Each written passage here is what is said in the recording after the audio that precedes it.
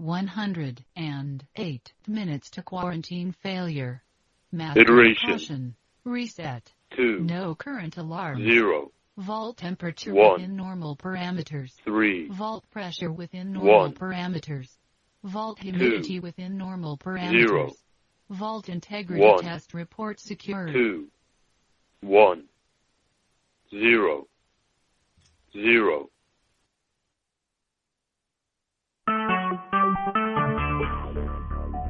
Talk show. We'll do it live! 6, 5, 4, 3, 2, 1. Manual override achieved. For station uplink, enter 3, 2.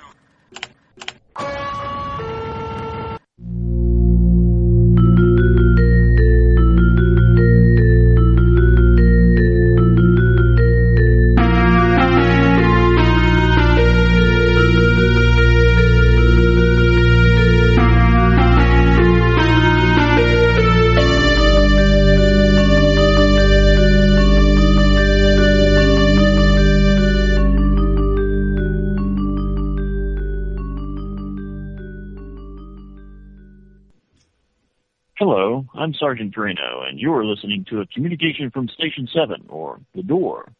Station 7 is a sociological experiment in progress for members of the Dharma Initiative and fans of Lost and The Walking Dead. So we're going to go ahead and open up our lines for anyone who wants to communicate. Opening communications channel. Waiting.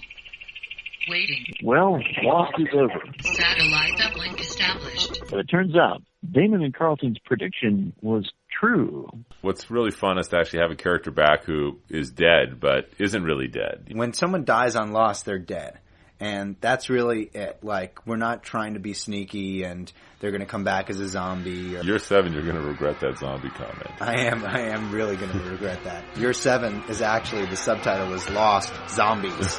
And it's just everybody who we've killed off over the years coming back and trying to eat. It'll be cool. It'll be like Stephen King's. When there's no more room in hell, the dead will walk the earth.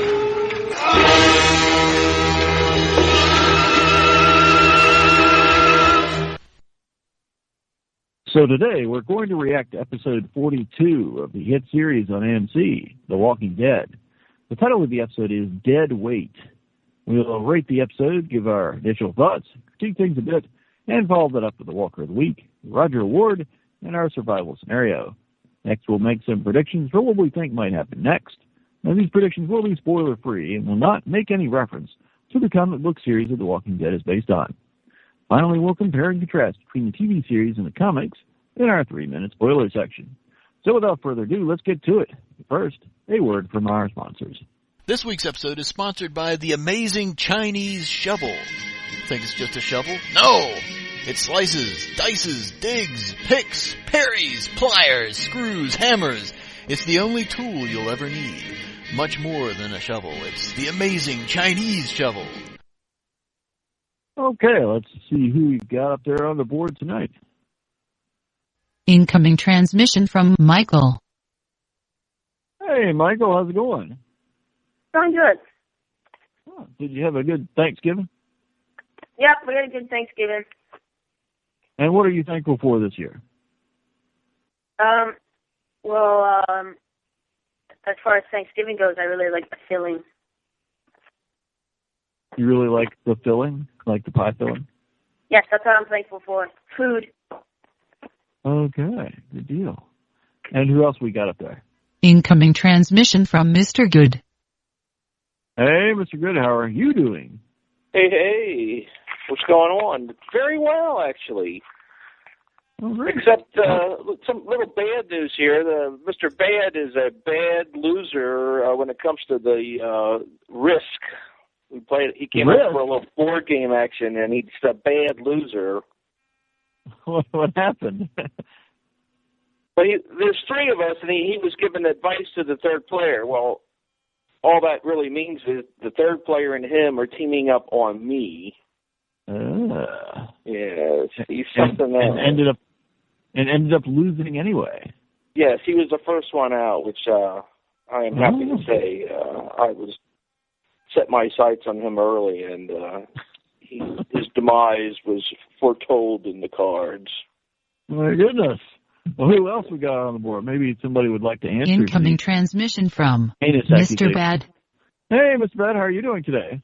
Excellent, Sergeant. I'm very thankful and still digesting turkey food, so it's very enjoyable. Uh-huh. And what have you to say to these heinous charges that have been laid against you? I am a good sport, and Mr. Good really is full of beans. Full of beans. Okay. Who was the third player in question? Michael. Aha! So, Mr. Good, would you have let Michael win, except that if you let him win, it wouldn't be winning? No. I would have beat him. I would have beat him. You would have beat him? Yeah, we had the stats got up too high. It was like 60 units. If it weren't for those meddling kids? Or for those meddling, opposite good and bad people. Golly day. So was Australia the key to the game? No, it was in fact Michael's key. So was Michael's key to losing the game? Well, that was his strategy. His strategy was to take Australia and keep it. Oh. And he managed to hold that throughout the whole game. Oh, way to go, Michael. I think it's also known as the Hurley strategy. Ooh. Well, guys ready to get going on this latest episode of Walking Dead before we get to any later? Oh, yeah. Ready to roll. Yeah. Okay, let's get going with it, with that first thing that we do, the summary. Shoot me now. Shoot me now.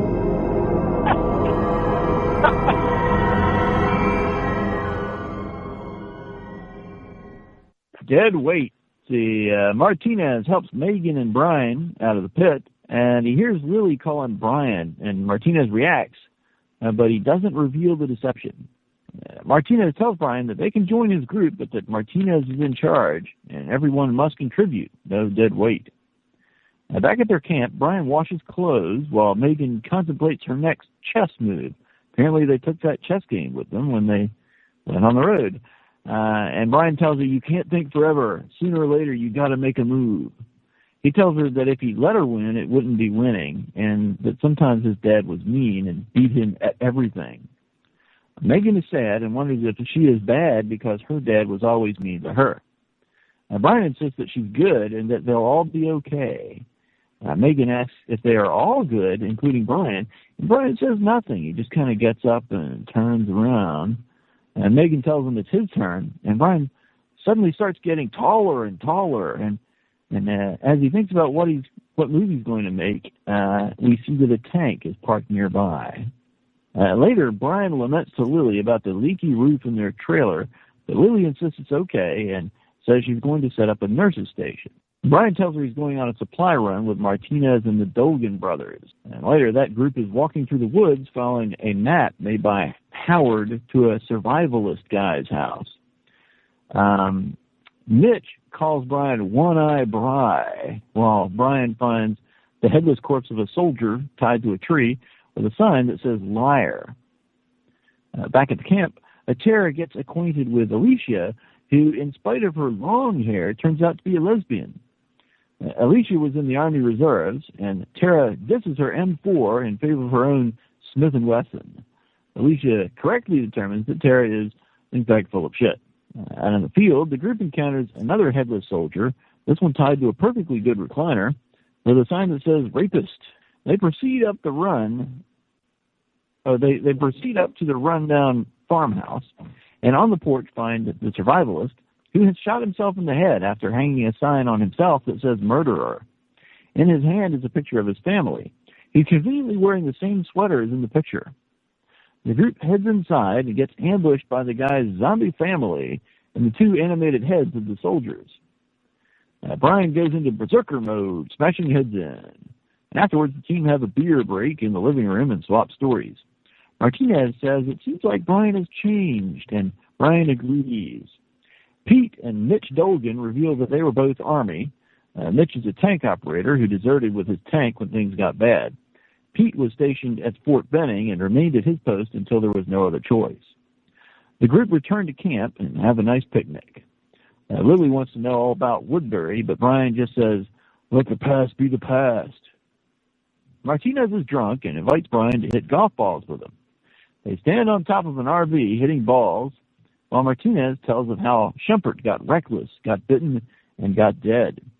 He suggests that Brian might share the leadership role with him. Brian promptly smashes him in the head with a golf club. Brian keeps yelling, I don't want it, as he kicks Martinez off the RV roof and drags him over to the zombie pit and feeds him to the zombies in broad daylight. Apparently the entire camp is heavy sleepers who go to bed early. That night, Brian is shaking in the trailer when Lily and Megan find him, and he says he had a bad dream, but he can't remember what it was. The next morning, Mitch announces to the camp that they found the remains of Martinez in the pit. Pete announces that he's taking command. There is some complaining, but Pete insists that they'll have a vote in a couple of days. Later, Pete, Mitch, and Brian go on a hunt. Pete talks to Brian about how tough it is to be leader and tells Brian he could use some help. Beforehand, Brian has a chance to murder him. Mitch finds another camp. They watch from hiding as they debate what to do. Pete thinks they should invite them to join their own group, but Mitch says there's not enough to go around. Mitch thinks they should rob them. Pete disagrees and insists that they'll find their own supplies. Brian just stares and says nothing. They hunt for a while, but all they get are a couple of squirrels and some condensed milk. They happen back onto the other camp and discover that some other group of people has attacked that camp, killed everyone, and taken the supplies. Mitch is pissed that they've lost the supplies, while Pete is concerned about the people who have been killed. They find one badly injured survivor, and Mitch kills the guy in cold blood, despite Pete's pleas. Brian is now carrying the same rifle he used when he gunned down all the Woodbury people. When they get back to the camp, Brian tells Lily that they have to leave right away, that things are about to go very wrong. That night, Brian, Lily, Megan, Tara, and Alicia head out, but encounter a bunch of zombies stuck in the mud of a dirt road. For some reason, this makes them decide to go back to camp. The next morning, Brian straps on his gun and knife. Lily asks him what he's doing, and he says, surviving. He goes to Pete's trailer and tells him they need to talk. He follows Pete inside and then immediately stabs him in the back, and then throttles him to death while telling him, shh. Next he goes to Mitch's trailer, his hands still bloody. He forces Mitch to smoke at gunpoint and tells him that Pete is dead and that Mitch had the right idea about robbing people for supplies. He tells Mitch that he is in command now, and they'll tell the camp that Pete died on a supply run and that the people will believe what they want to believe. Later, we see the camp is more organized with Brian in charge. They've got a perimeter, and Tara is in charge of the armory. Later, Tara and Megan are playing tag when Megan encounters a zombie. It's a close call, but Brian shoots it. Brian realizes the camp is not safe and meditates about what to do while he stands on the end of a pier and looks down into the water at Zombie Pete, who is chained to a rock at the bottom of the lake. Brian goes to scope out the prison. He sees Rick and Carl checking out the crops. Brian walks around the perimeter and sees Herschel and Michonne. Brian draws his pistol and points it at Michonne, and the screen goes black.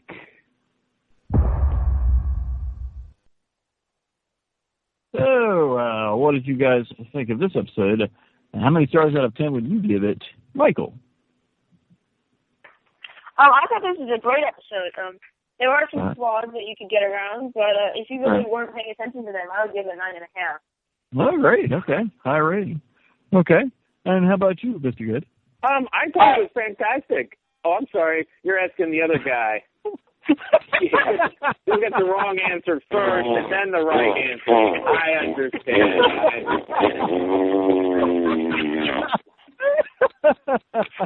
Bastard. Okay, Mr. Good. What did you think of the episode? I would give it a 6 at the max. This is like the yo-yo personalities again. I am convinced that the show has two sets of writers, and they have them chained in different rooms. And one week they let one set of writers work, and then the next week they have another set of writers who've never looked at the other set of writers' work. That is a great analogy. Okay. And Mr. Barrett, what did you think of the episode that time? I thought it was fantastic. I thought Mr. Good's analogy is great. It's just completely wrong-headed. I give it a 10. I was very happy with it. I thought I was really happy. You know, this two-part governor episode really worked for me. I really liked how they did that. In 2 episodes, they really showed you a big transformation of the governor from his post-fall of Woodbury days through the hobo days to meeting up a family, and now he's back being the governor. Yeah. That's interesting because last week, I seem to recall you weren't that hot on the first episode, and the rest of us seem to like it more. And then this episode, well, I guess so far it's kind of a mixed bag. You're Mr. Good didn't like it much, but you liked it quite a bit.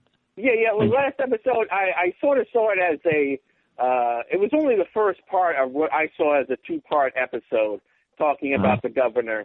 And, it was showing him in a good light, and I didn't like that because I see the governor as an evil person. Now the evil person is out for all to see, so I'm happy again. I see. Okay. And I myself would give this episode a 7. All in all, I thought it was a well-written episode, but I don't like the direction that they're taking the governor in, and to me, I kind of see him doing things that to me seem like kind of stupid things to do, and I don't like it when the governor does stupid stuff. So what worked and didn't work for you guys in this episode? What were the things that you thought made it a better episode, and what were the things that you thought made the episode maybe not as good as it could have been? What do you think, Michael? I thought the governor, this is what worked. I thought the governor killing Martinez and the other guy, to take over power kind of worked. But on the other hand, I thought what didn't work was that there was a lot of other people, if you actually look, actual men and stuff. And it looked like after he killed those 2 people, now he's suddenly in charge. And if anybody had a brain, they'd realize that 2 people that just randomly died, and now this total stranger is coming in charge, would think something's up. You know what I mean? Yeah, it is kind of interesting that apparently nobody really even thought that Martinez's death was suspicious at all. Even after the governor kills Pete and threatens Mitch, it doesn't seem like Mitch realizes that maybe the governor also killed Martinez. But, I think Mitch knows the governor killed Martinez. I just think that he's I think Mitch is a person that works. He can't really be a leader. That's why I think he's afraid of the governor, and that's what the governor wants. Yeah. But I think he kept Mitch alive for a few reasons. One, he can operate a tank, and 2, he thinks like the governor. You know what I mean? Yeah, that's true. Yeah. Okay. So, how about you, Mr. Good? Well, Michael hit on a couple good points. In some respects, the governor seems to have a plan in a well thought out ideas in some of his actions, but other actions that he takes seem to be totally random and thoughtless. Yeah. And those are really incongruent, and I'm having a hard time. He has this family, which he's clearly is really important to him, but he just seems like, I'm going to be able to fool them, and they'll never see this bad guy who I really am. Well, he's almost throwing it in their face. Right. Or he soon will be. I think what we're going to find in the next, he's rising to the level where, and I think the title of the next show is going to show that it's just too much. But it doesn't go with his stated goals. Well, he seems to be important about this woman and the young girl. Well, then why isn't his decisions being based on that? And the decisions he makes for them are not thought out. But the evil decisions are all well thought out, except why is Pete chained to a rock at the bottom of the lake? Isn't there anybody else that goes to that lake? Yeah, like right in front of here. Like the most natural place for somebody to go stand if they want to like look out at the lake. Meditate or even jump in, It'd be quite a shock. Yeah. Maybe he'll throw people in there. It'll be like an execution area. I suppose. But lastly, I would say Michael hit on it too, in that the stranger shows up with a one-eyed guy shows up, and then all of a sudden the two people who were the leaders die, and the vote's going to be canceled. Yeah, apparently there's not going to be a vote anymore. Maybe he'll just be so popular that everybody will vote for him.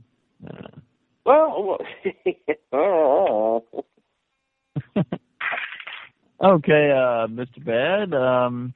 Actually, before we hear what you think worked and didn't work, I forgot earlier. Let's play your initial reaction voicemails. Let's hear those. Hey, Sergeant, this is Mr. Bad with instant reaction. I just watched the first 2 minutes and got to the first commercial, and God damn it, there's a tank. So I'm thinking there's a tank in the future of the show. That's pretty awesome. And anyway, we can't wait to talk to you all and finish watching the show. Have a good night. Bye. Hey, Sergeant, this is Mr. Bad again. Oh, my God. You nailed it. Brian's back to the governor, and he's murdered Martinez. Ooh, threw him into the biter pit. Oh, my God. He's back. Bye. Yep. Hey, Sergeant, it's Mr. Bad again. I can't believe it. What a great show. But those fighters buried in the road, oh, my God. There's no way they took walkers, so-called living walkers and buried them. They must have buried people in there and then killed them, or took fresh bodies. But I think more likely they took fresh people in there and killed them. Oh, my God. There's some bad people out there. The governor's going to have to step up. I don't know what's going to happen. See ya. This is interesting to me, Miss Bad. You think somebody planted those walkers in the road on purpose? Oh, I definitely do. I thought that was a statement. I thought that was, this is our territory and don't come any further. And I thought that had a really powerful effect on the governor. He was ready to abandon the camp because he didn't want to go back to his past. I think that's why he killed Martinez mostly. And then I think by seeing that, it reinforced and reminded him that that people out in the zombie world will prey on you. And I think he's of the a mindset, well, you're either going to prey on other people or you will be preyed upon. So I thought he had no choice, according to his logic, but to come back to camp and basically, take control, because he thought Pete was weak and was going. I mean, he told his brother exactly what he thought, and I thought Michael was right on about why he spared that brother, because he can drive the tank, and he definitely wants the tank to attack the prison. So I thought it was a great episode, and I was very excited. And the scene where he kills the Martinez, I thought that really worked for me. That was like one of my favorite scenes. And, when he's like, I don't want, or yes, what did he say? I don't want this. Yeah, that's my quote. I think one of my quotes is he keeps saying, "I don't want it. I don't want it. Damn it, yes." Yeah. Well, anyway, we'll get into that later. But what I didn't like, I didn't like that Mitch did not avenge his brother Pete. I thought that was pretty cowardly, or not cowardly. I just thought that was, weak. He seemed to accept this guy who killed his brother without, that much problem, I guess. Yeah, he knuckled under very well. Yeah, he definitely went from being an alpha dog to, the alpha dogs in town. Now he's going to sniff around at the rear end of the alpha dog and do whatever he says, I guess, which basically means drive the tank. Yeah. Now I'm curious to hear the rest of you guys' take on the walkers in the road. Did you guys have the same take as Mr. Bad did, that somebody planted those walkers there on purpose, or? Well, I heard Mr. Bad's opinion on that before we had this, and yeah, I really have to agree with it. That's definitely what happened. I mean, the road was in the middle of nowhere. There was nowhere much like to do that. Yeah. That's interesting, because my impression, that never even occurred to me. I thought that, I guess, if the road had just got soft and muddy there and a bunch of walkers had just gotten stuck. What do you think, Mr. Good? I was thinking, Sergeant, along what you just said, that they got stuck. It would have been an interesting premise if, in fact, somebody actually, somehow put them up, that's a lot of work, though, of handling, biters or whatever you want to call them. So I just kind of think the same thing, that you had like a swampy area that they crawled into, and they kind of just all got stuck in it. I didn't really understand why that really stopped them from leaving. To me, it didn't look that impassable. Why couldn't they take another road? Whenever Brian's in charge, he's almost got a split personality. Why is the good Brian stumped by, I can't look at a map now and take an alternate route? It's not about a route. It's not about a road, I should say. It's about a path. And he doesn't see the path to survival in the zombie apocalypse, any path for 3 women, a child, and 1 man to survive, because he sees that the first group that is strong enough will prey upon him. They'll kill him, take the women, who knows, maybe even kill the baby, and they'll take their supplies, and that's it. Because that's what he'll do, He sees every encounter through his own eye, so to speak, his own lens, and he doesn't want his family to die. I think that's why he killed everybody in this show. He was on the roof with Martinez, and as soon as Martinez said, I couldn't go down that road with a family again because he expects them to die.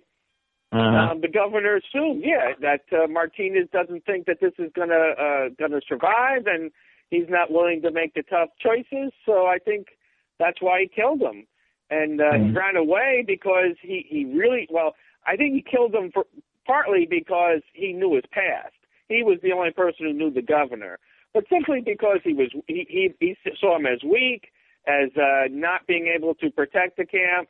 And by asking him to share power, he saw that dragging him back into to being the governor, and he didn't want to do that. He wanted somebody else to make those horrible decisions. I think he just wanted to be a henchman and carry him out. Yeah. See, I didn't see it that way. I took the governor at his word, his screaming words, where he was saying, I didn't want it. I didn't want the power. Right. That was like the good Brian killing someone because he didn't want to become the governor again. Yeah. With no plan on, with absolutely no plan on what would occur afterwards. Right. See, again, that didn't make a lot of sense. Everything else he does is well planned out, well thought out. But Brian, seems to do things on the spur of the moment.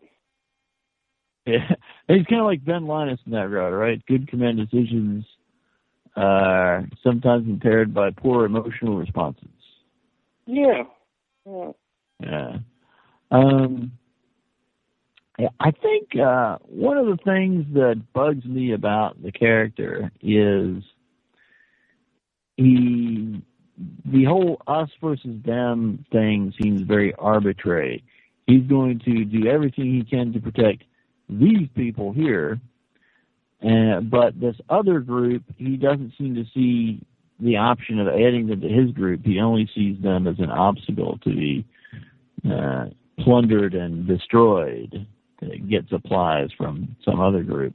When I would think that he would want to add to his own army, that he'd want to recruit more and more people to his own group. So I don't really understand why he would have agreed with Mitch's plan to rob them versus Pete's plan to absorb them into your own group. I don't understand the reasoning with that. I can tell you real quickly. it's all about survival and how much food you can actually gather. And their territory that they control is pretty bleak. You know, it has a big lake that's dead, so there are no fish there. There's not a lot of buildings, so there's not much that they can, within, foot travel, get a lot of food. They managed to find that survivalist camp, but that was about it. And other than that, they're hunting and gathering a possum and a couple of squirrels. And like you said, they're not able to get enough food on a daily basis for themselves. And if you bring more mouths in, yes, you have, one or two more active good hunters, but you have more mouths to feed. So it's and the territory they have is not good for. It's not going to allow that many people to survive. I think it's simple numbers. Well, I don't want to belabor the point, but that's survivalists.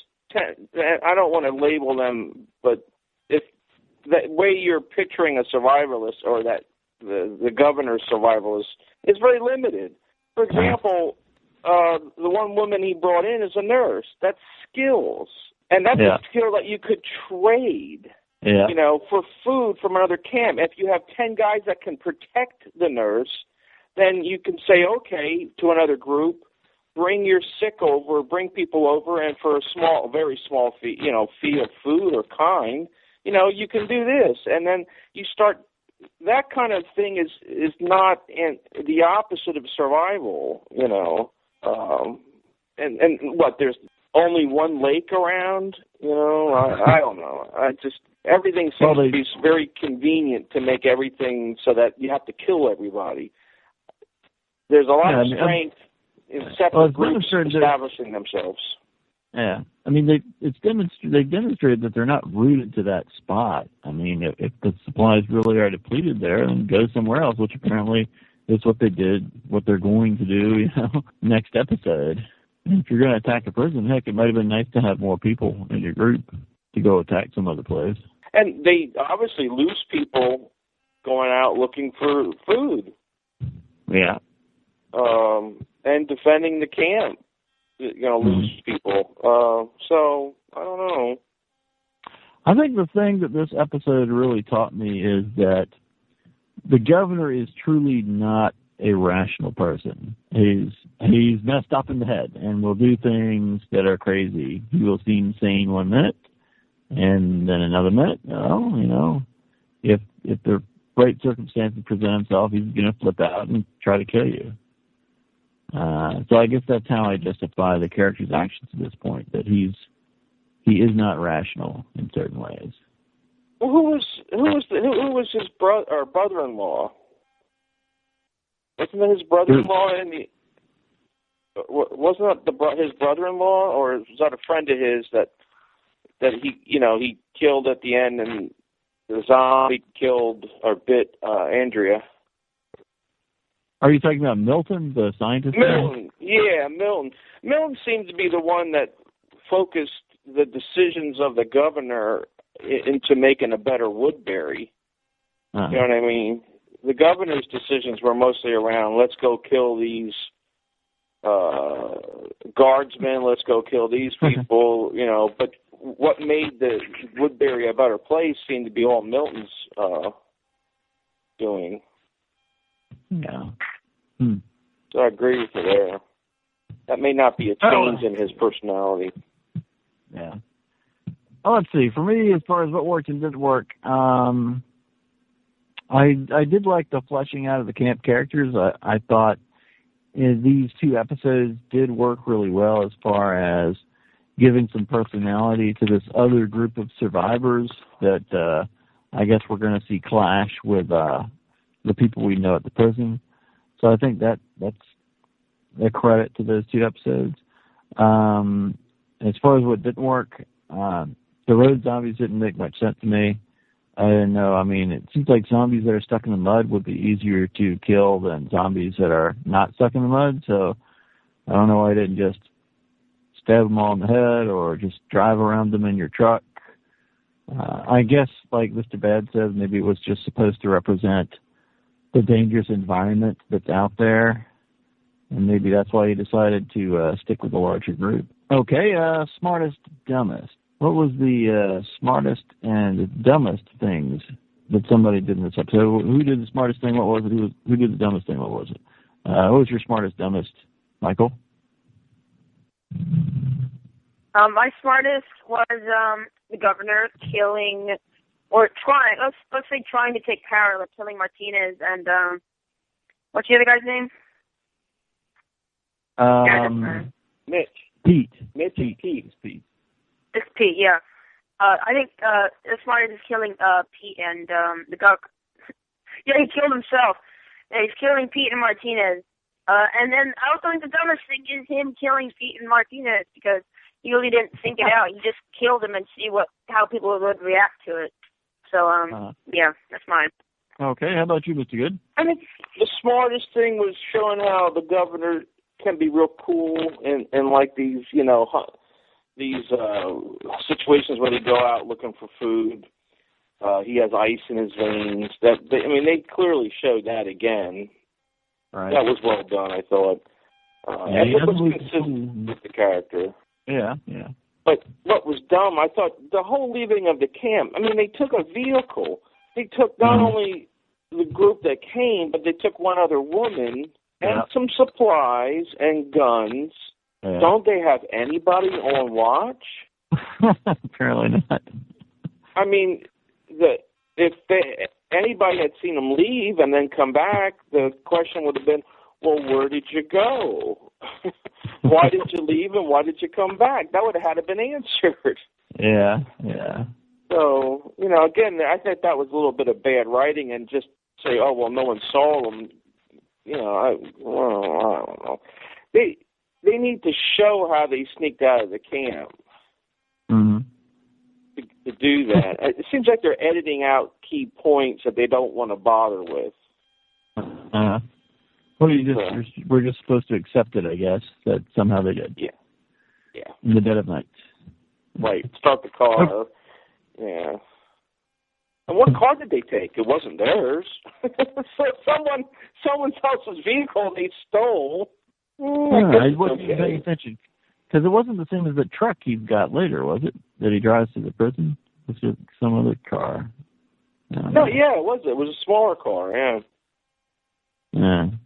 Okay, what about you, Mr. Bad? What was your smartest, dumbest? Smartest was Tara hooking up with the last lesbian, Alicia. And she was very attractive, too, so good marks there. Like you said, she didn't get the short-haired lesbian. She got a nice long-haired one who knew weapons very well. That was good.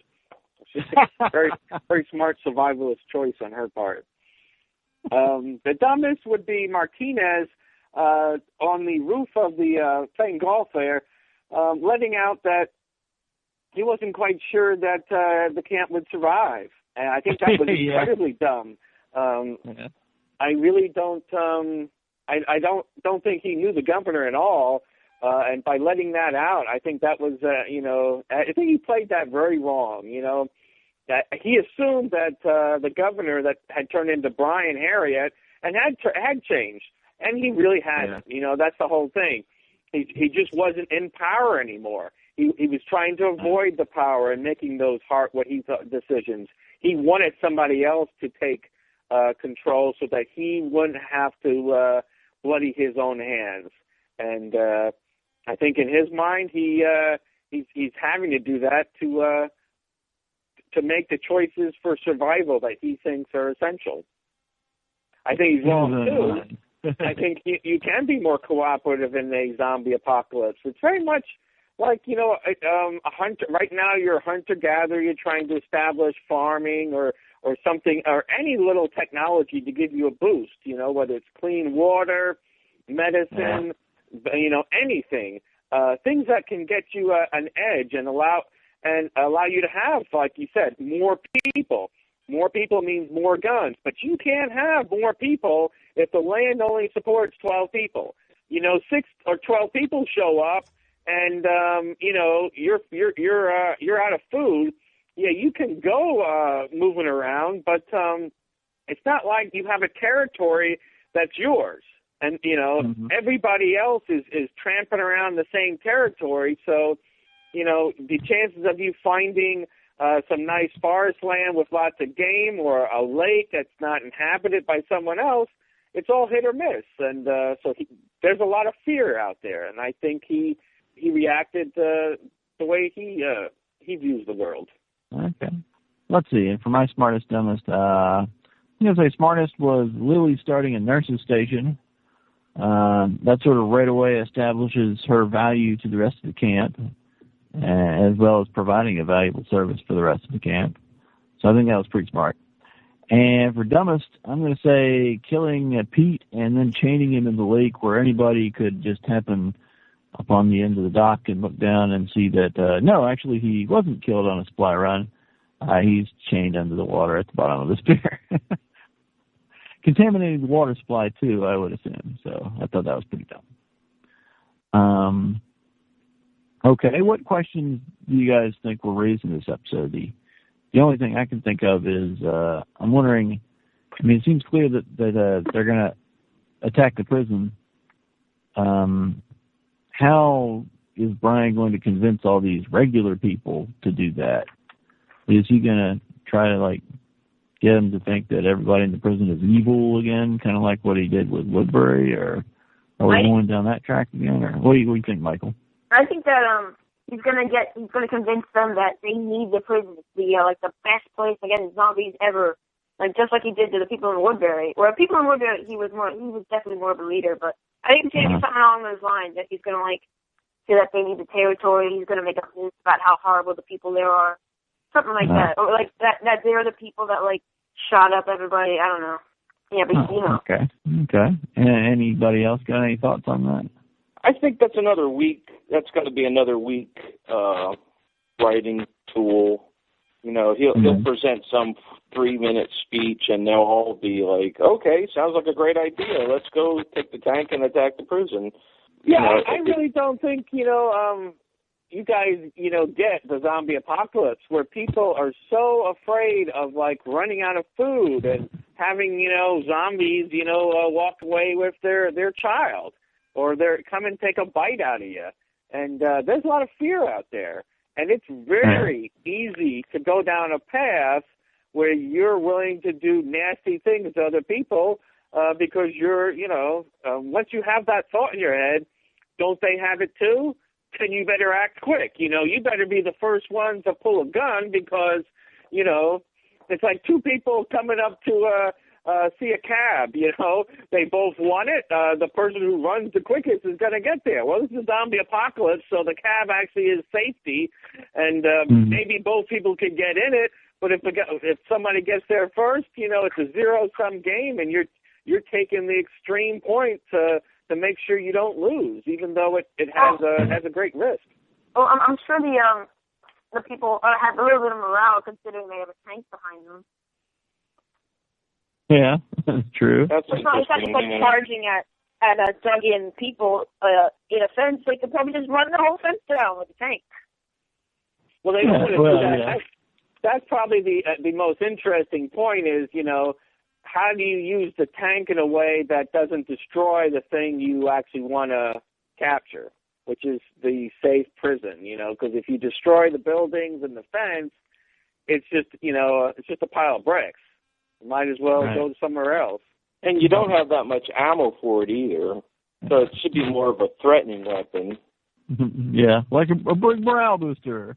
They use it World War I style as just a rolling barricade that people can hide behind while they shoot at you. Mm-hmm. Okay.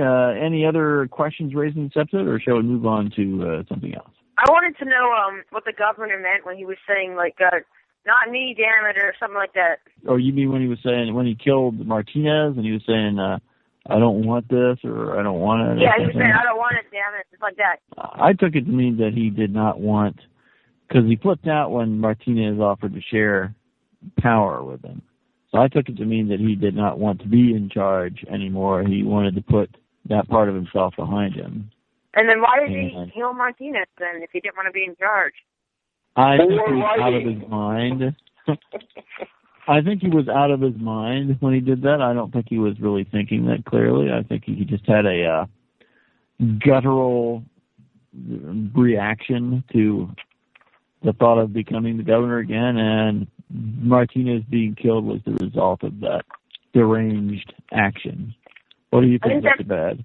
Right, I think that makes sense because then afterwards, like, he wants to get away. Maybe you're right. Maybe when he's trying to get away, he's on, like, the verge of, like, becoming the governor, and he just doesn't want to see it. Then the zombies in the road just end him, and he becomes the governor. Well, the interesting thing about that is at the time that they're packing up and they're going to sneak off, my initial take was that it was a reaction to what Mitch was doing about going to rob these other people and about killing this other dude in cold blood. But on rewatch, Lily asked him, "Well, I thought you said that Pete was a good man because Pete is in charge at that point." And Ryan says that he was wrong about that. So even now, it seems like his reaction to leave is more so as a result of what he believes is a weakness in the leadership, that he doesn't think Pete is a strong enough leader to keep them all safe. So when he decides to stay, that's why he decides to take out that leadership and take on that role himself.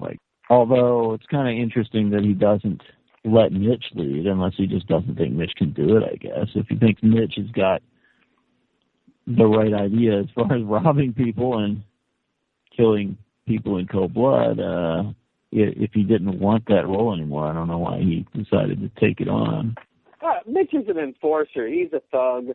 He's willing to do some dirty work, but I don't think the governor thinks he has the brains to really lead. Yeah, that could be. Okay. Any other thoughts on that, or shall we move forward? Move on. Let's move forward. Okay. Quote of the week. Anybody got any good quotes? I got one. I got it. It's all mine. I'm going to go first. Okay. All right, you go first. What you got, Michael? Okay. Well, the one that says, "Life don't mean shit when you got a tank." Yeah. Say that again. Life don't mean shit when you got a tank. What doesn't mean shit? What was the first word? Yes, life does not mean shit when you have a tank. I'm not sure that's exactly what he said. I can't think of what he said now. That's close to what he said. Well, okay. Actually, when he's sitting by the fire, he says that exactly like that. I'm actually sure of it. Oh, okay. Cool. Okay. Well, I was waiting to say that for a long time, and I just said it. Good job. Life doesn't mean shit when you got a tank. Okay, Mr. Good, you got anything, or not this week? No, I was trying to think back when, I was trying to think of an anti-smoking quote, but he made up, how he was making them smoke a cigarette. Somehow that was, he was going to force them to smoke a cigarette, and that was going to show his domination. Apparently. Okay, Mr. Bad, what you got? I like the governor talking to Mitch when he was telling him, getting him to be a henchman. He says, "You're not going to have to worry about doing the right thing or the wrong thing because we're going to do the only thing." I think that sort of sums up the governor's thoughts. Yeah, I was waiting for him to finish that sentence. The only thing necessary to survive, but no, he just says the only thing. Okay. Yeah. Maybe the rest of that was just sort of understood. Okay, and I got you can't think forever. Sooner or later, you got to make a move. Oh, that was pretty good. That's what he said when Megan was playing chess. Okay, let's get into the Walker of the Week. Walker of the Week. Okay, this is the award we give to our favorite Walker of the Week, or to a character we think behaved in a manner no better than a Walker. So what's your Walker of the Week, Michael? I'm going to have to give my Walker of the Week to the governor. Okay. All right, Mr. Good? Oh, the pair of heads, the pair of heads laying on the floor with their chattering teeth. I thought that was particularly interesting. I was very glad that all you heard was the teeth this time, as opposed to season 3 when it sounded like they were actually vocalizing a little bit, the severed heads were. I was very glad that they were just teeth noises this time. Okay, Mr. Bad, who gets your Walker of the Week? Clearly the governor. Clearly the governor. He's back into prime form, and he's a real nasty piece of work. And I will also get to Brian Harriet, a.k.a. Philip the Governor Blake. All right. Roger Ward. Roger! And there's a lot to get done before you can afford to lose me. Roger. We got this, man. We got this by the ass. Roger, move! Let's go, baby. You all right? Perfect, baby. Perfect. Roger! Roger, watch it! Hey, whoa!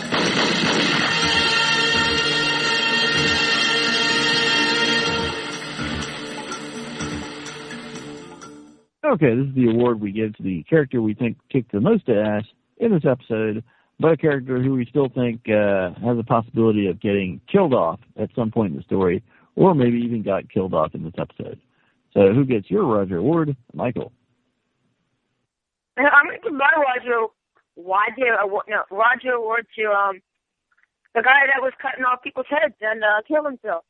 I'm not going to give it to the governor. I think he's a good guy. Cool. Obviously, he got killed in the episode, but I think he really went crazy and maybe even killed his own squad, it seemed. Okay. Well, he wasn't an army guy. He was a sweater-wearing guy. But, yeah. I thought he was wearing an army shirt. I thought that, too, at first, but if you look close, he's actually wearing a sweater, the same sweater he has on in his family picture. Yeah, well, I think he's wearing an army shirt. Okay, then. People will believe what they want to believe. That's right. It's very true. I should have had that for a quote. How about you, Mr. Good, to get your Roger Award? You know, I don't know. There just wasn't anybody deserving of it. I can't give it to the governor by any name. He was just too evil, and nobody else. They're all wimps compared to him. In fact, they all were wimpy. You know, they all were like, ooh, and he killed everybody. I mean, Martinez was an ass kicker, but I'd have to give it to Martinez. Okay, Martinez. That's a solid choice. He ran Paul. Yeah, yes, he did. Yeah. Okay, Mr. Bad. I'm going to give it to the governor. He's my both the Walker of the Week and Roger Award. He kicked a lot of ass. He killed a lot of people. And he's the number one dog, and I think he's going to die. And I have a good prediction about who's going to kill him. Okay. All right. And I will give it to Pete Dolgan, the brother who took command after Martinez got killed. The Army guy who was at Fort Benning and actually did not leave his post when the apocalypse hit, but actually stayed at his post until it truly became untenable. And, did his best to lead this group, did his best to do the right thing, made the decision not to attack innocent people and take their supplies, even though his brother tried to get him to do otherwise. So I'm going to give it to him. All right. Zombie behavior. I'll take the questions. There's a man going around taking names. These creatures cannot be considered. They prey on humans. They do not prey on each other. These creatures are nothing but pure, motorized instruments. We must not be lulled by the concept that these are our family members or our friends. They are not. It's Alpha and Omega Kingdom. Okay, I got a couple for this segment. First, I don't know if this is truly new or not, but I would say that it's worth noting that apparently you can submerge a zombie for an extended period of time and it still remains very active, trying to move around and, so even though it seems like they kind of breathe, if you listen to them, apparently they don't really need to breathe because they can be underwater and keep moving around. You want to talk about that one a little bit? Because there's a lot to talk about on it. Oh, what you got, Michael? Oh, when you said submerged underwater, yeah, I didn't really get that. I think that the only answer to some of the things on this is that the writers just add stuff for effect, and there are going to be loopholes, and that's pretty much it. Well, okay then, Mr. Party Pooper. Did you have something that you could? It sounded like you started to say something. Yeah, I thought what you said about underwater, that has a lot of implications. So if you don't breathe oxygen the end result of reduction in energy. So they're not producing ATP, adenosine triphosphate, so there's really no reason for them to eat. So glycolysis is not occurring. So they don't need to eat food. So they're only eating to satisfy that, section of the brain that's alive, the reptilian part that says, eat, eat, eat. You might have to dumb this down a little bit for me. Why would the lack of a need to breathe also imply the lack of a need to eat? Well, because that glycolysis it's like a big circle. All right, everything, even proteins, are eventually going to get broken down into 3-piece sugars, and they're going to get fed into this glycolysis, this sugar system. Okay. So, and at the end, you need oxygen basically at the end. For what? To complete. It completes a chemical reaction. To what? Turn you need oxygen. Energy, you need oxygen in food. I think you need oxygen in food to maintain your body, maintain a healthy metabolism or something. Well, the oxygen is needed in one of the chemical reactions. Just think of it that way. So if you don't need oxygen in this chemical reaction, that means none of these chemical reactions are occurring. Right. You know what I mean? See, so there's no internal, at the cellular level, it's not that this organism, this virus, is doing something else. It must be living off of fat and breaking down proteins very slowly somehow. Or maybe it's doing something with light. Maybe it's actually grown into like a plant. Well, there's one typical thing that I forget what it takes a fungus. There's something that combines two organisms. One is a photosynthesizing organism with another one, and they live together. And so that's what I'm thinking, that this thing somehow I have that in a science packet. Let me go look it up. I'm thinking about 5,000 hours. You're talking about lichen. It's both fungus and a a plant. A plant, yeah. Chlorophyll. Fungus or something? Lichen. Maybe that would explain why they're kind of ugly green then. Could be. I remember there have been comparisons drawn from this kind of thing to that. I think it's a fungus that can take over insects and actually cause them to walk up trees to certain spots that are more advantageous to the fungus.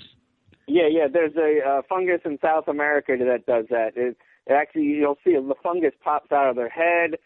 They climb up to the top of the tree, and then the fungus grows until it bursts, and the spores, are up high so they can spread farther. I know one of the theories is that because obviously these creatures need to be getting energy from somewhere in order to move. I mean, the energy's got to come from somewhere. And of course, one theory is that the disease just feeds on the body itself, but you'd think that would hasten decomposition. You'd think that the body would break down pretty quickly. But if it can break down protein or the body, I mean, theoretically, if the zombie is eating meat, if it's consuming protein, then the disease could break that down directly and use that as energy. So there you go. So it's not following the body's energy system. It has one completely different. Right. On its own, right. That's an interesting point, that somehow this thing. But then, see, that would be a way of fighting it too. Then is understand its energy system and go about it that way. So maybe the French were onto something along those lines of more understanding of the darn thing. Maybe so, yeah. Let's see. The other thing that occurred to me, this might be something that was more related to last week, but we noticed the use of the pits without any kind of noisemaker thing nearby. They got the screamer pits, but they aren't bothering with the noisemaker machine. So I wonder if zombies I wonder if they figured out that zombies are maybe just simply attracted to other zombies as well, and that's what creates this tendency to herd. So if you have a few zombies in a pit, zombies will just tend to collect in the pit because zombies tend to herd together with wherever other zombies are, maybe. They do have that tendency. Yes. For whatever reason, you've seen that throughout the whole show. All the episodes, they tended to group together, even when there weren't any other noises to keep them there. Yeah. I think we talked about that before. I think they're attracted to the noises that they each make. So it's sort of you get this collective effect that you're just following the movement ahead of you. I don't think it's a herd mentality itself. I just think, well, maybe that is a herd mentality. You just start moving, and you're a zombie, so you're attracted to motion and sound, and you're just moving that way. I think we've seen when there aren't any sounds or motion, they sort of just collapse, and they get very active when they hear something. Right. Yeah. Yeah. If there's no stimulus, they might just sit there until something comes along to key them off. Okay. All right. We ready to move into the survival segment, or anybody got anything left for quarantine zombie failure? behavior? Nope. Okay, let's move on into the survival segment. Give me that dog. What do you mean? I mean, give me that dog. What are you going to do with him? You can't open the doors to let him out. The bomb's liable to go off. That dog's got to go. We're going to need every bit of air to breathe ourselves. After a while, we'll be laying on the floor to get fresh air. But he's just a little dog. He doesn't breathe. We can't have him here. No. Dog's got to go. Don't you touch Give me him. that- Wait a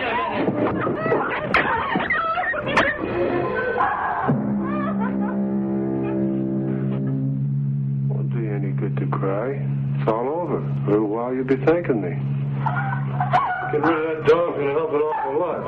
Oh, my God. You'll be glad we don't have that extra pair of lungs when you're laying here gasping for breath. Okay, the scenario for this week is your group is short on supplies. You're going out trying to find more supplies when you spy out another camp that has supplies. So it's basically the Pete, Mitch, Brian situation where you're trying to decide whether to barter, rob them, invite them into your own group. What are you going to do in this scenario? What would you do, Michael? Well, if I had the governor in my group and I knew his full capabilities, I think I would rob him just so that he doesn't kill me. If I didn't have him in my group, I think I would act like Pete and not rob them. Okay. All right. Mr. Good. And then later, if I ever had him in my group, I would kill the governor. Okay. All right. What would you do, Mr. Good? I think you pick like some part in between. You have to make contact with them. Maybe you don't invite them in your group, but you make contact with them, and then you try to establish some minimal trade. Try to figure out whether they're a threat to you or not, and that maybe some trade information. That's one thing you could do, whether they have food or you have food or anything. You could trade information, and then you have a nurse. You could bring the nurse one day, and again, some minimal information or maybe some minimal ammunition or minimal food for the nurses. Just to say that they're given something for it, and then you try to establish a relationship with them. Okay. You don't have to absorb in the group, but you just try to coexist coexist. Yeah. Okay. How about you, Mr. Bad? I'm going to agree with Mr. Good. I think even in desperate times, you can find mutual, even when you're desperate, you both need food, I think you both have mutual interests. And I think you can organize for safety, defense, and to maybe even better coordinate searching for food. You can, say, hey, we'll have some limited trade between us, and if we can, you try this area and we'll try this area, and yeah, we have a nurse. Who do you have? And they can not essentially barter, but share a little bit, that in a sense that they have something to offer each other other than just stealing from each other. Okay. So I think by taking contact, I think that will be a positive effect. Now earlier it kind of seemed like you were sort of supporting at least the governor's thought process, or Mitch's thought process, when the governor thought that Pete was mistaken in what he decided to do and Mitch had the right idea. Or were you just understanding the governor's thought process on that, or what was the deal I was just trying to understand the governor's thought process. And, historically, if you look back at societies like the Native Americans, some of the Native American tribes were very cooperative, established trade, established a fairly significant civilization with roads and, communities. Others were very warlike, and they didn't. I wouldn't say they preyed upon each other, but they robbed each other. They stole their horses. They stole their food if they needed. They certainly stole their women. People stole what they wanted, and it's not like you wipe the other people out. That's guns actually do make that pretty easy, especially if you have surprise or the other people don't have guns. It's hard to wipe the other people out. So getting into a relationship, that's a war. You people would just raid. They would steal some small things, and that was sort of a give and take. Okay. So I'm just saying, he does have a valid point of view. I think it's immoral. I think it's wrong-headed. I think there are better ways to cooperate, but it's all about this zero-sum game. You're one person, there's two people that in a room. There's one thing. You can either share it, you can try to take it, and if both people try to take it, then the one person who was willing to share, he's probably going to lose out. So you got to have, it all involves a little bit of trust, and that's hard to come by in a zombie apocalypse, especially, when your community, might be organized around fear and strength. It's certainly looked at, like in Martinez's community, the strong people with guns were the people in charge. Yeah, that's true. Okay. And I pretty much agree with the rest of you guys, particularly Mr. Good. I think what you need to do is establish a line of communications and maybe forge an alliance, even if you don't absorb them into your own group. I think generally speaking, if your attitude is to try and make friends rather than make enemies, I think that's long term going to be a better tactic as far as surviving goes. Because if you've got a group that's attacking other groups, eventually I think all those other groups are going to realize that you're a threat to all of them, and they're all going to band together and destroy you. So I think it's better to make friends than make enemies. Are we ready for predictions? Yes, ready for predictions. Got some good predictions. Okay, let's roll into predictions. The Dharma Initiative ordered the lamp. This man and his team created a series of equations which tell us, with a high degree of probability, where it is going to be at a certain point in time. Event window determined. Extrapolating sound and vision. Okay, this is the segment where we each give a prediction of something that we expect to happen by the end of season 3. For purposes of we want nothing too open-ended. We won't be able to actually tell whether we're gonna, whether we were right or wrong, and nothing based on any previews or spoilers or anything like that. So, Michael, you got a prediction for us? Yes, I have a prediction.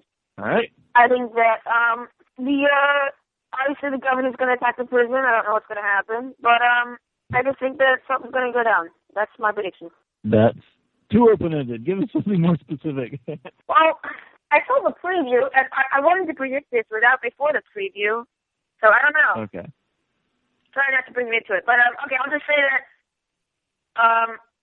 the governor is going to use everything he has, and it's going to attack the prison. I don't know. That still seems pretty obvious and open-ended to me. Do you want to predict maybe that a certain person will get killed or a certain person will survive? I think that Mitch, the tank operator, is going to get killed.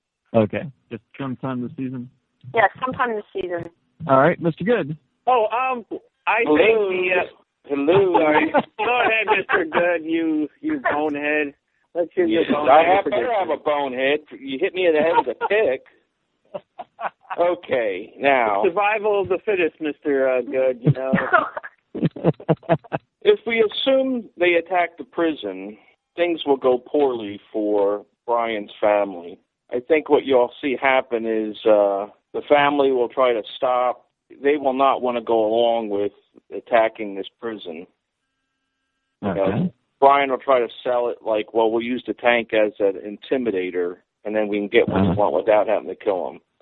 But when they get up there and they find out that no one's willing to leave without a fight, and that they're willing to go in and blast people away, I think the family, the woman is going to get killed, and probably the little girl too. So my prediction would be the wife and his wife and little girl get killed, and that puts him on a rampage. Well, he doesn't really. It's not. He doesn't like got married. I don't know why you're calling him his wife. Well, we'll just say Lily and Megan. We'll just identify the man. Okay. Lily and Megan get killed. The governor dies in a rampage after killing. Well, the other prediction I'll say for the spoilers. Okay, so you just want to say maybe Lily and Megan die as a result of the governor attacking the prison? Exactly, yeah. Okay, Mr. Bad. First of all, I would just suggest that we all predict one thing, whether the governor will live or die, and if he's going to die, who's going to kill him. That's by the end of the season. That's one prediction I would suggest we all address. Mr. Bad, you go first. Okay, my prediction is the governor will attack the prison. I won't spoil anything, but I think it'll be very much like the comic book, and I think his wife, Lily, or not wife, but his girlfriend, Lily, will shoot him. You think Lily will shoot the governor? Okay. Now, do you want us each to go down the line and predict by the end of the season this thing, or do you want us to make a prediction for the mid-season finale episode, the one that's coming on in less than an hour? Just by the end of the season, yeah. I wouldn't think they would have the big attack and finale by the mid-season, but if people want to do that, I think just by the end of the season will be good enough. Okay, so just whether the governor will survive the season or whether he will be killed at some point. And who's going to kill him, yes. And who's going to kill him? Yes. You're predicting that Lily will shoot him. Will kill him. Yes. Okay. All right. Michael.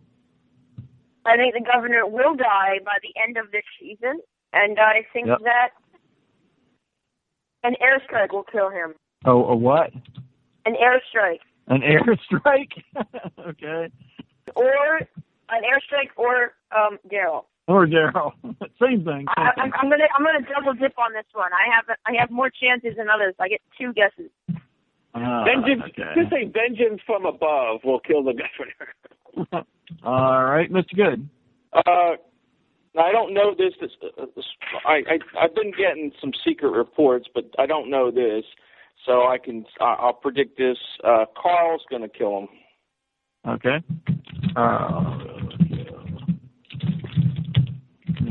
Okay. And I will predict. Do we each have to predict something different, or can we agree with somebody else? Well, you can agree. Oh, you can agree. No, we can agree. That's perfectly fine. I'm going to go with Mr. Good. I agree. I think Carl's. Okay. I think that's it for predictions. You guys ready to go into the spoiler quarantine? Yes. Okay. Initiating spoiler quarantine. Okay, Mr. Good, it sounded like you had some inside information of some sort. You want to Yes, lay that I on just had some secret information from my other son, my older son. He says from the comic books that in the attack, what's the younger girl, Judith? Yes, the baby. The baby gets killed. That's true. Yes. Yeah, and then I think they all go nuts, but Carl will be nice and cool and kill him in retribution for Judith's death. Could be. That's not what happens in the comics, but that's possible. Yeah. Let's see. Just from the preview, it looks like maybe Herschel might be taken prisoner at the start of the next episode. We see a brief scene of, it looks like the governor getting the drop on Herschel. So I never saw that in the preview. Yep. There's a very brief shot of, at the end of this episode where the governor sees Herschel and Michonne at that truck. There's a very brief spot in the preview where you see Herschel at that truck, like it's the same scene, and then you see the governor, like, pointing his gun at him. So it looks like... if Herschel has his shotgun in his back pocket, I'm sure he'll be fine. Well, it looks like Herschel had gotten his gun, drawn his gun, but that the governor was too fast for him. It looks like he had his hands up. So... No, that's what he wants you to think. I certainly hope so, because he's a badass. Hopefully he will survive the season. Ooh, Herschel's changed his leg into a shotgun leg. Yeah. So he needs to be like a cyborg. Just like in Planet Terror. Yeah, he'll put it up, and then it'll be a bang, bang from his leg. So the infinite ammo cheat. Yeah. Well, let's see. If we're going comic book comparisons, somebody's going to get their head chopped off in front of the gate there. Don't know who. In the comics, it was Tyrese, but it doesn't seem like Tyrese is in a position for that to happen to him. I think it'll be Herschel. I think you're right there. Things aren't looking good for Herschel. Yeah. Let's see. What's her name? I think it's going to be Herschel. Well, who was he with? He was with Michonne. Michonne, yes. Michonne, yeah. 15 seconds Michonne to quarantine failure. might get away. But, in the comics, Michonne gets away. He thinks that he killed her, but she gets away, and she pops up again later. 3, 2, well, that's it for spoiler quarantine. Okay, well, that's pretty much all I got. Does anybody have any closing thoughts before we wrap it up tonight and get ready for a nice new episode? Nope. I can't wait to see this episode. I am looking forward to it. It looks like maybe they're going out with a bang. Bring on the bank! What's the name of this episode? What's the title of the episode tonight? Did you say Dead Weight or something? Too far? Or, no, here, I'll look it up. Too far gone, isn't it? To quarantine failure. Far gone. It's that whole, can you come back from what you've done, I guess. I think the answer's pretty obvious here. Yeah. Okay. Looking forward to it. A lot of people have been looking forward to that tank for a long time. Hopefully they'll make good use of it and won't do too many stupid things. Okay, well, guess that's it. As Karen DeGroof herself has written, careful observation is the only key to true and complete awareness. Next tour of duty will last 1 week, actually at this point about 30 minutes. And during that time you will observe The Walking Dead, a sociological experiment in progress. What is the nature of the experiment, you might ask? What do these subjects believe they are accomplishing as they attack a prison using a tank? Perhaps you, as an observer, can find out. Each time your hate mail is filled with the fruits of your diligent observation, send it to station7thedoor@gmail.com, and presto, it will be transported directly to us. Or you can leave us a voicemail at 252-377-1087. We encourage initial reactions and Roger Awards and Walker of the Weeks. And if you can bring yourself to giving us a review on iTunes, that would also be very helpful as far as getting our profile maybe up just a smidge from where it is, which is, down there near the bottom, I'm pretty sure. But anyway, thanks for joining me, you guys. Looking forward to next week. I guess that'll be the last one we have for a while, but hopefully it will be a good one. I'm looking forward to it. Okay, then. I guess that's it. On behalf of the Groots, Alvar Hanso, Hans von Hagen, and all of us at the Dharma Initiative, thank you. Namaste. and good luck.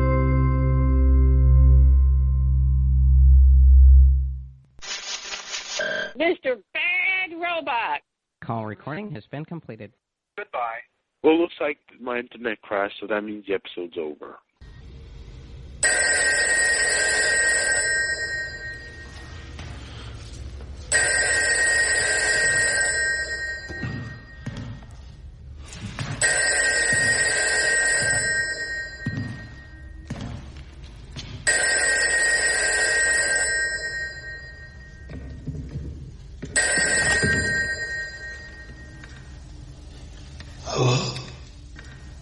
Rick Grimes, this is Otis.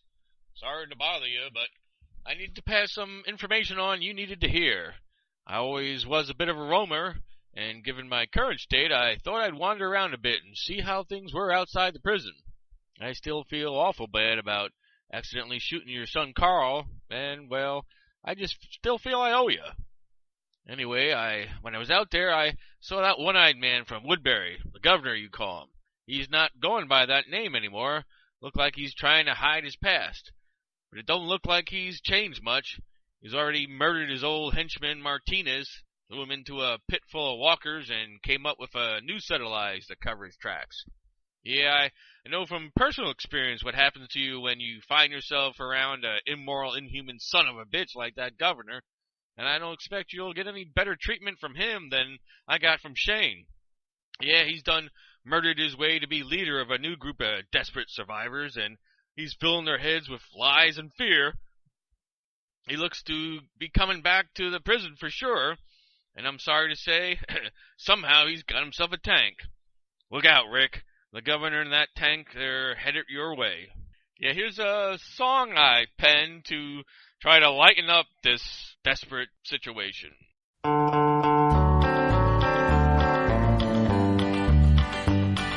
Hear that tanker coming, it's rolling round the bend, and I ain't seen security since I don't know when. I'm stuck in this here trailer park, and walkers keep dragging on. But that train keeps a-rolling on down to Rick's prison. Once I was a good man, for justice did I strive. Now there's no right or wrong, boy, it's only to survive. So I tossed them in the pit and told another lie. When I hear those walkers roaming, I know it's kill or die.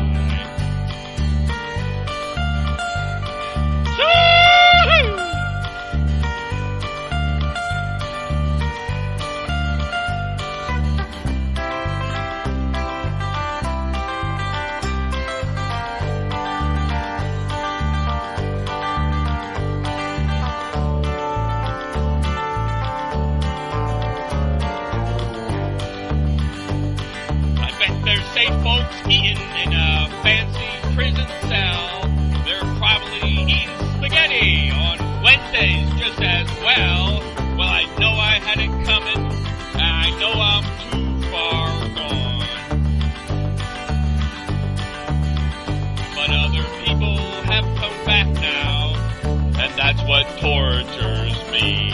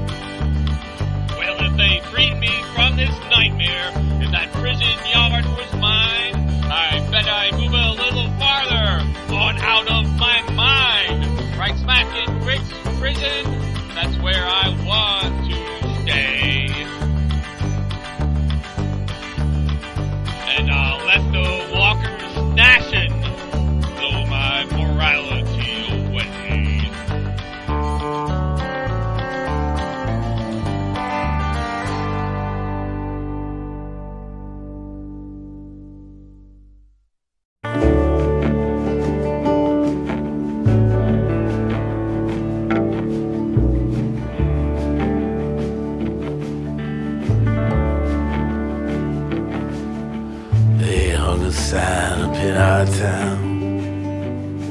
If you live it up, you won't live it down. So she left Monte Rio, son, just like a bullet leaves a gun. With a charcoal eyes and Monroe hips, she went and took that California trip. Oh, the moon was gold and her hair like wind. Said, don't look back, just come on, Jim. Oh, you got to hold on. You got to hold on, take my hand, standing right here, you got to hold on.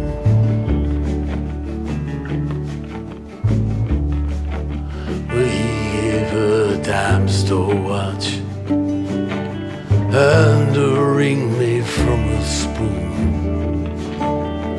Everyone's looking for someone to blame. And you share my bed, you share my name. Well, go ahead, call the cops. You don't meet nice girls in coffee shops. She said, baby, I still love you. Sometimes there's nothing left to do. Oh, but you got to hold on. Baby, gotta hold on and take my hand. Standing right here, you gotta hold on. Well, God bless your crooked little heart. St. Louis got the best of me. I miss your broken China voice. How I wish you were still here with me. Oh, you build it up, you wreck it down, and you burn your mansion to the ground. Oh, there's nothing left to keep you here. But when you're falling behind in this big blue world, oh, you've got to hold on. Baby, gotta hold on, take my hand, standing right here, gotta hold on.